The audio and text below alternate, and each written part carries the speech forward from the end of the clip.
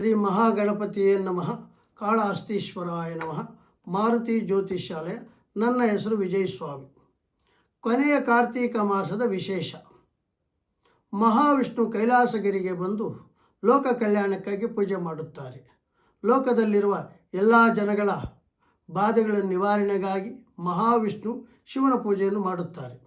ಮಾಡುವುದರಿಂದ ಎಲ್ಲರಿಗೂ ಶುಭವಾಗುತ್ತದೆ. ಆದ್ದರಿಂದ ನಮಗೆ ದುಷ್ಟ ಗ್ರಹಗಳ ಕಿರುಕುಳದಿಂದ, ಉದ್ಯೋಗದಿಂದ ತೊಂದರೆ, ಮಕ್ಕಳ ತೊಂದರೆ, ವಾಸ್ತುದೋಷ, ಶತ್ರುದೋಷ, ನರಬಾಧೆ, ಭೂತಬೇತಗಳ ಬಾಧೆ ನಿವಾರಣೆಗಾಗಿ ಮಹಾವಿಷ್ಣು ಪೂಜೆಯನ್ನು ಮಾಡುತ್ತಾರೆ.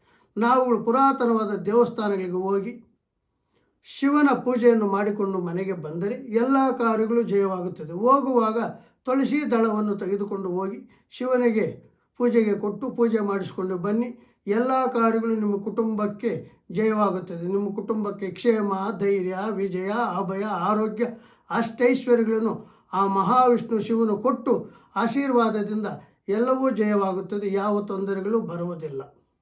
ಶ್ರೀಕಾಳಹಸ್ತೀಶ್ವರಾಯ ನಮಃ.